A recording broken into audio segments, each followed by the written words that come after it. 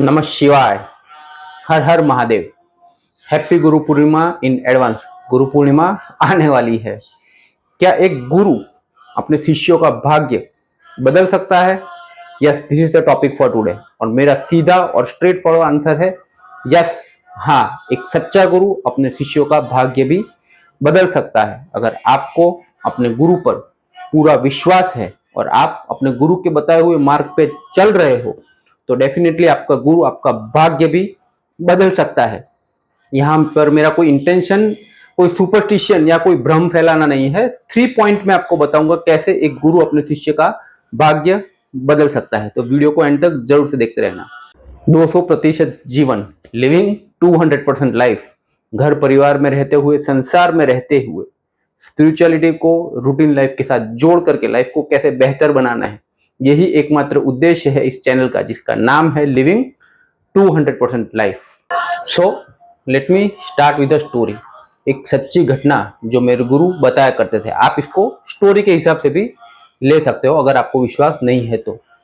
एक बहुत ही बड़ा व्यापारी था, बहुत ही सक्सेसफुल, धन दौलत पैसा बहुत ही कमाया था। उसको बार बार अपनी ही डेथ के सपने आ रहे थे। ड्रीम में वो बार बार अपनी डेथ को देखता था। तो ये बात उसने अपने एक मित्र को बताई।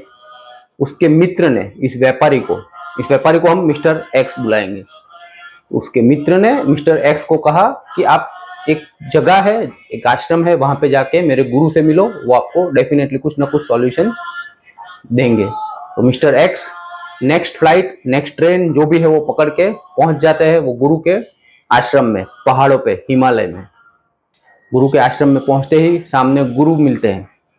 कुछ बोलते नहीं है, मुस्कुराते हैं और मिस्टर एक्स जो व्यापारी है उनको बोलते हैं 3 दिन के लिए आपको आश्रम में रुकना है, और मुस्कुराते हुए चले जाते हैं।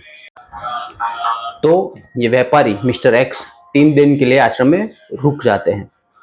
आश्रम में रूल्स रेगुलेशन, आश्रम के हिसाब से उन्हें चलना होता है। सुबह 4 बजे उठो, 2-3 घंटा ध्यान साधना संकीर्तन हुआ करता था, वो करो।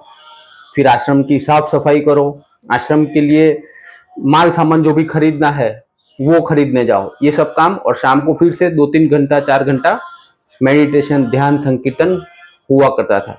तो ये शेड्यूल इनको भी फॉलो करना पड़ा। आश्रम में सब एक है, राजा हो या रंक, उसको आश्रम के ही शेड्यूल फॉलो करने होते हैं। आपका ईगो वहां पे नहीं चलता है। तो 3 दिन उन्होंने, मिस्टर एक्स जो व्यापारी है, उन्होंने यही शेड्यूल फॉलो किया। 3 दिन के बाद फिर से गुरु के पास गए और आज्ञा मांगते कि अब मैं जाना चाहता हूँ। गुरु फिर से उसके सामने देखते हैं बड़े ध्यान से, फिर मन ही मन मुस्कुराते हैं और बोलते हैं नहीं, और 3-4 दिन आपको यहाँ पे रुकना होगा। व्यापारी धन दौलत से तो कुछ उसको कमी थी नहीं, तो फिर से 3-4 दिन के लिए रुक जाता है। वहां के फिर से शेड्यूल जो भी साधना, ध्यान, संकीर्तन वो फॉलो करता है, सेवा कार्य करता है। गुरु पैसे तो देते नहीं थे, तो आश्रम के लिए जो भी खर्च उठाना था वो खुद बाजार में जाते थे मिस्टर एक्स जो व्यापारी थे, और पैसे दे करके आश्रम के लिए माल सामान खरीद के आते थे। शाम को फिर से 2 घंटा 3 घंटा ध्यान संकीर्तन होता था, और 10 बजे वही सो जाओ। फिर से 4 दिन हो गए, फिर से वो जाते हैं गुरु के पास कि अब मुझे जाने की आज्ञा दो। गुरु फिर से उसको बोलते हैं नहीं, अभी समय नहीं आया, आपको 3-4 दिन और रुकना पड़ेगा।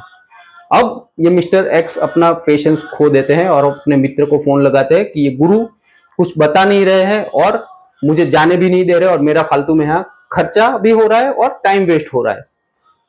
तो मित्र उनको गुरु की बात मानने के लिए बोल रहे हैं और बोलते 3-4 दिन और रुक जाओ।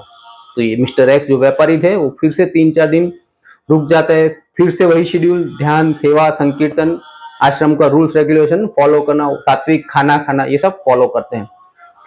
जैसे ही 4 दिन खत्म हुए, वो बैग लेके बिना गुरु को पूछे निकल जाता है। मिस्टर एक्स निकल जाते हैं कि अब मुझे यहाँ पे नहीं रहना है। बहुत ही गुस्सा हो जाते हैं क्योंकि गुरु कुछ बताते तो थे नहीं, सिर्फ मुस्कुराते हुए रुकने का बोल देते हैं। तो बैग लेके ही वो आश्रम के गेट के बाहर निकल रहे थे, और वहां पे ही सामने गुरु उनको रोक देते हैं।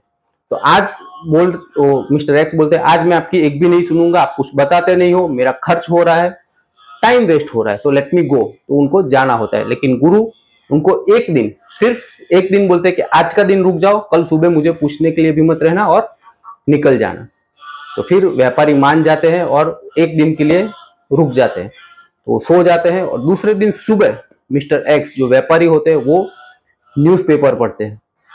न्यूज़पेपर में वो जो जिस ट्रेन से वापस घर जाने वाले थे उस ट्रेन का बहुत ही बड़ा हादसा हो गया था और उसमें बहुत सारे लोग मारे गए थे और गंभीर रूप से घायल हुए थे। जैसे ही ये व्यापारी सुबह उठकर ये न्यूज़ पढ़ता है, सीधा रोता हुआ गुरु के चरण पकड़ लेता है और गुरु जी को बोलता है मुझे अब यहीं पे रुकना है, कहीं और नहीं जाना।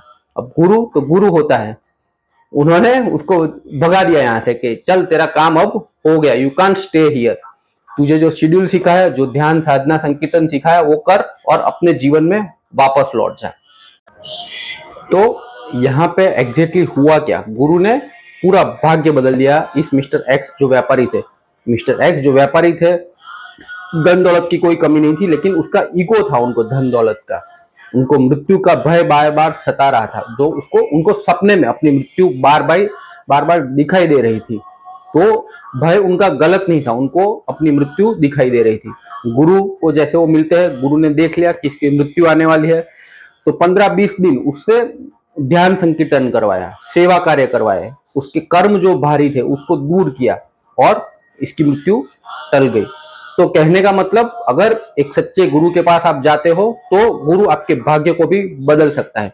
जादू कोई नहीं करेगा, कोई जादू की छड़ी चला के आपका भाग्य बदल दिया, ऐसा कुछ नहीं होगा। 3 पॉइंट में बताता हूं गुरु आपका भाग्य कैसे चेंज कर सकता है।